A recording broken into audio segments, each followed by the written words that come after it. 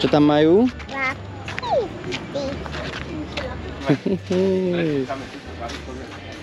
Krásne, dobré ránko, priatelia. Vítam vás pri dnešnom vlogu. My sa nachádzame na Palme de Mallorque. Krásne, kam chodím veľmi rád. A som tu tento rok už druhýkrát. Boli sme tu na začiatku roka v úplne inom zložení.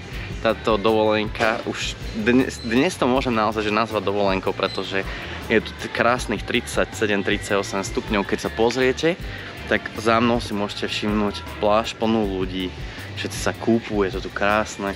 Až na to, že cez deň naozaj tá teplota dosahuje okolo tých 37-38.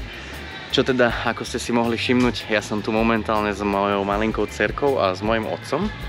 A za čo som veľmi rád, pretože máme s tatinom veľmi dobrý vzťah a on veľmi veľa pracuje. Tak už mi to nedalo a povedal som si, že je čas ho vyťahnuť na dovolenku s nami. Takže sme išli síce iba na chvíľku, na 4 dní. Sme si odleteli na chvíľku zo Slovenska a povedali sme si, že sa ideme mierne vykúpať. Malej som slúbil tento rok, že ju vezmem k moru. Mallorca je na toto úžasné miesto, pretože táto lokalita, kde sa nachádzame, sa volá San Pastilla. Hodím vám dole do popisu videa link na vlastne priamo túto lokalitu. Je to 10 minút od letiska priamo autobusom, ide vám tam spoj. Máte tu hneď 5 minút od hotela pláže, máte tu proste bary, môžete si tu sadnúť, môžete sa ísť okúpať, všetko tu máte totálne po ruke, je to tu skvelé, všetko máte kúsok, takže je to úplne perfektné. A my sme práve sa naraňajkovali a povedali sme si, že je práve poludne momentálne, je 12 hodín a povedali sme si, že je čas ísť sa pozrieť na pláž, keďže sme neskoro raňajkovali a keďže je ostré slnko a s malou sa nedá ísť úplne hneď do mora, chodíme až tak na večer, aby sa nám nespálila, natieram ju, takže momentálne je čas na také troška prechádzku, pivečko v kľude, posedenie, no a chill, veď sme na dovolenke, takže oddychujeme. Otec dnes našiel v takom malom prospekte jednu vec, o ktorej ja som tu na tomto ostrove ešte ani nepočul, je tu nejaká dračia jaskyňa, takže je možné, že sa tam zoberieme na výlet a určite ich chcem vziať, pozrieť sa na katedrálu, čo je krásna v Palme, keďže mala tam už síce bola na začiatku roka, ale je malinká, pravdepodobne si to nebude pamätať, ale otec ju ešte nevidel, takže plánujem ho tam zobrať, pretože je to tam naozaj krásne a čarovné. No a takže je možné, že uvidíte v tomto vlogu už aj niečo, čo ste videli aj v tých minulých, ale tentokrát my sme neprišli nejako skúmať, my sme prišli si naozaj oddychnúť.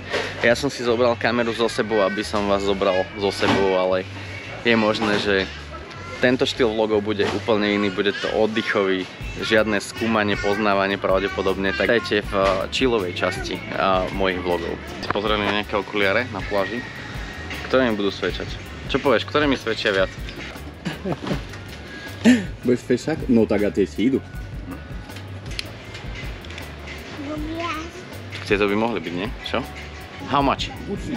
Otec si povedal, že nechce okuliare. Či chceš okuliare?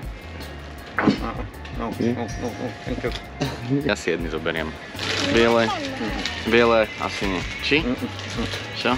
Ešte keď boli v tej farbe, ako máš tričko, ešte možno. Hej? Biele nie? Biele nie. It's better. Okay. It's better. Okay. Dali sme mu zarobiť, no tak čo? Tak chcel 45 za jedný a povedal som mu, že 10 za jedný mu dám. Potom tak sme sa dostali teda, že na 15 a nakoniec som mu podal 20, lebo samozrejme sa nemal, tak ma ukecal, že dvoje mi dá za 20. No, tak hovorím, okay, no, tak máme dvoje za 20, no tak to je ani také zlé, no nie? Ja budem mať okuliare, lebo už nemám ani v aute, už tam mám také umreté rozpadnuté jedny, aj keď vieme jasné, že toto sú také akože čo menia farby a čo vám z očníc vypalia všetko, ale dobre budú. Ja si myslím, že fajn. Chalan z dediny, nie? Stačí? Čo? No.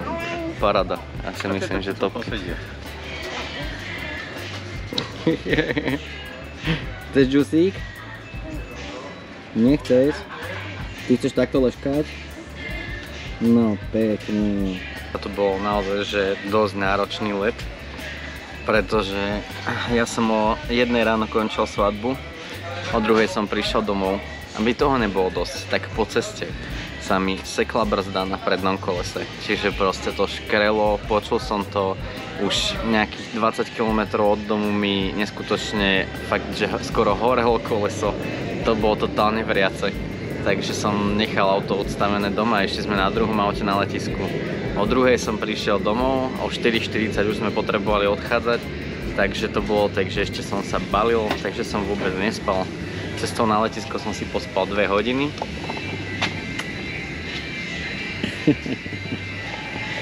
Sa rozhodla, že si odpočinie troška, že je unavená. Čau. Na zdravie. Čau. No a takže 2 hodinky cestou na letisko som podriemal, tatino odšoferoval a potom som pospal, chvála Bohu, v lietadle, lebo mala zaspala, ešte sme len zlietli. Takže 2 hodiny ešte cesta sem, tak som predriemal, ale včerajšok bol fakt, že náročný. Dnešok bude, hádam, už lepší.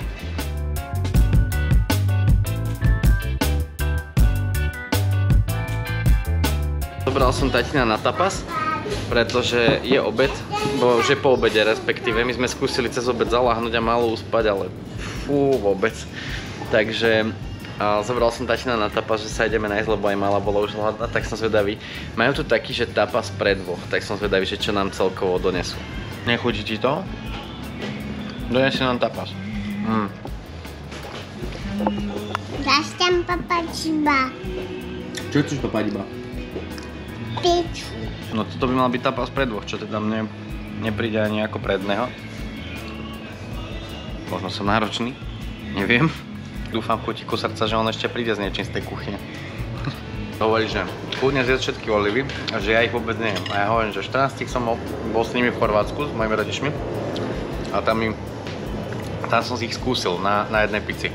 Začali mi neskutočne chutiť a hovorím, že potom si začne také olivové obdobie. A to je takéto obdobie a to som potom jedával, že olivy k párkom. Olivy úplne ku všetkému, proste ku všetkému, čo sa dalo, som jedol olivy. A to som sa fakt bavil s viacerými ľuďmi, že takéto obdobie potom nastane, že keď si raz začnú chutiť olivy, tak dostaneš obdobie, že ich začneš jesť úplne ku všetkému. No, vážne. Až samotné k telke.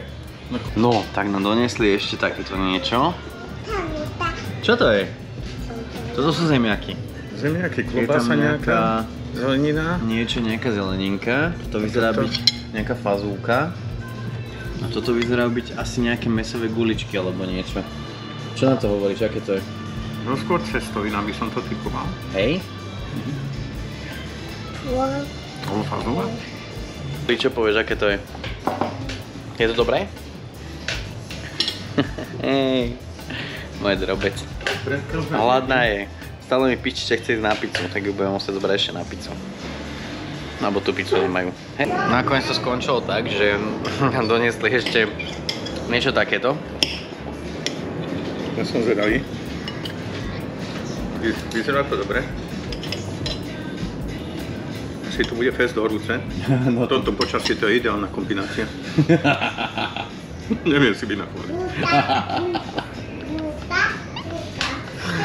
Je hrozné teplo, ty kokos, ale brutál. Není tu klíma, my sme chceli ísť dovnútra, ale vnútri není klíma.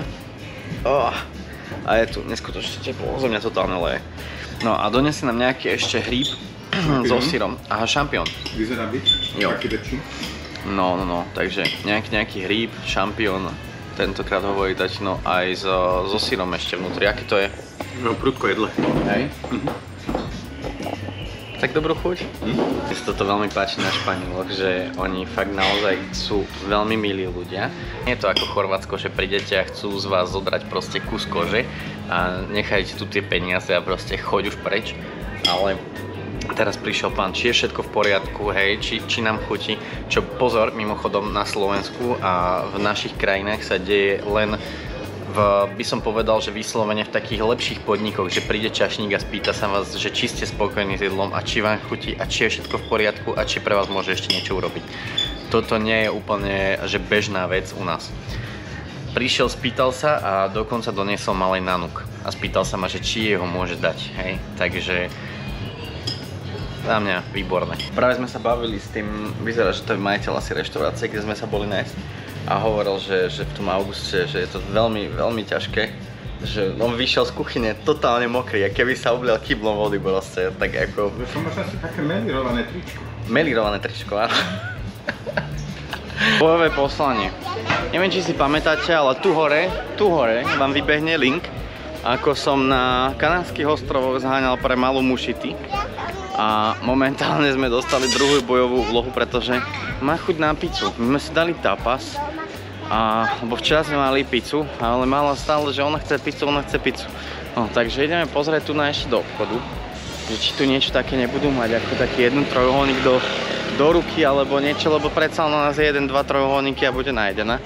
A keď nie, tak ideme na pizzu, no čo sa dá robiť. Si na toto? Toto sme kedysi nosili z Rakúska. Nie, no niečo také sme nosili, áno. Hej, to mali v Rakúsku kedysi. A u nás to už nedostať. Není to nikde vidno. Čo, láska? Čo si prosíš? Chceš sa pozrieť, čo to tam bolo? Poď, ja ťa zvihnem. Uvidíme, čo to bude z toho. No som na to zvedavý. 1,60 za toto? Áno. OK.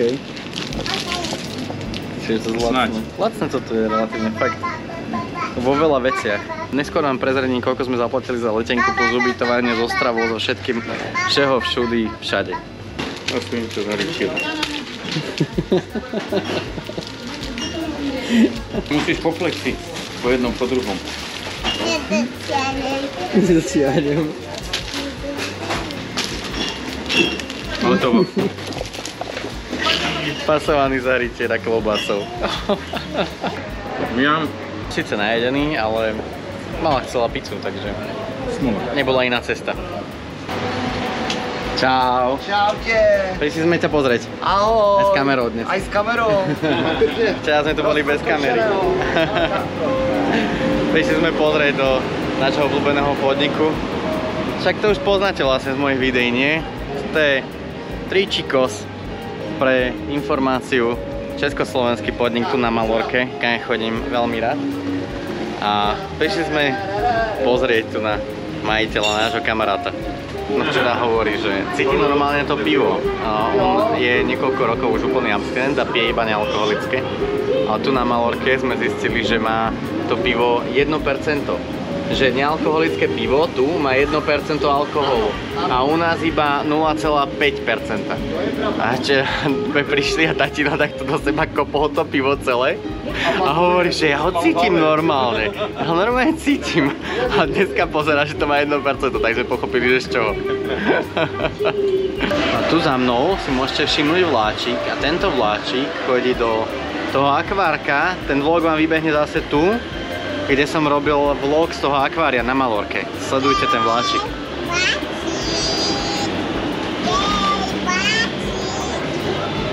A my už máme popívečku a ideme si oddychnúť na hodinku aspoň na hotel, lebo máme 4 hodiny a ešte stále je to slnko akože dobre cítiť.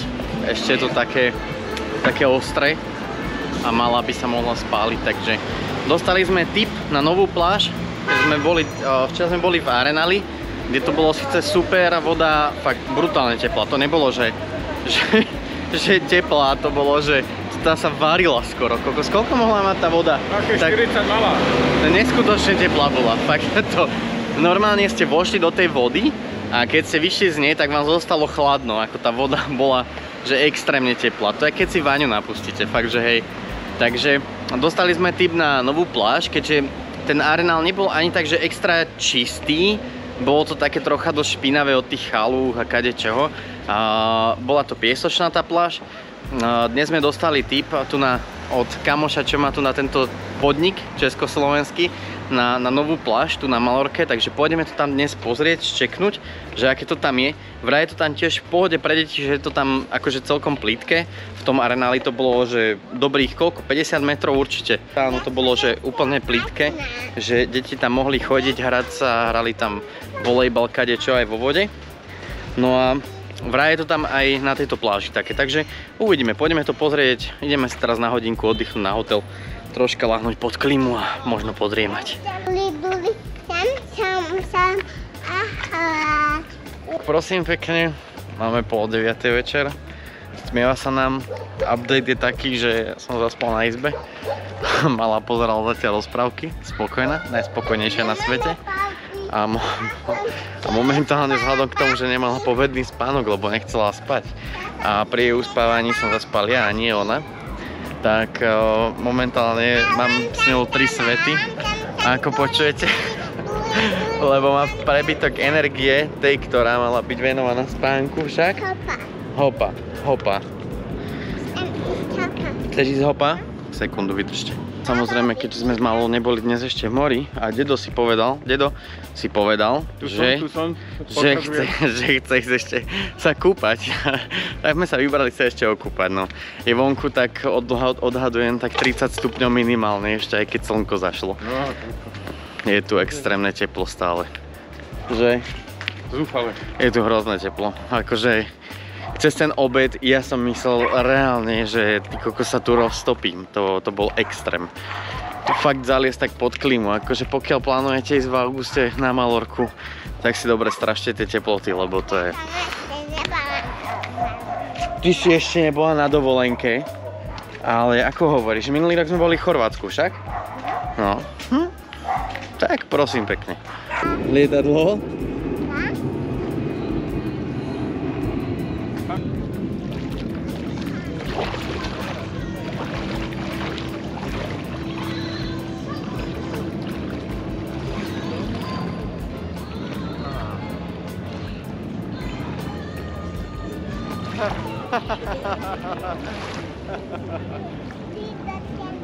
Áno, tu dotiahneš?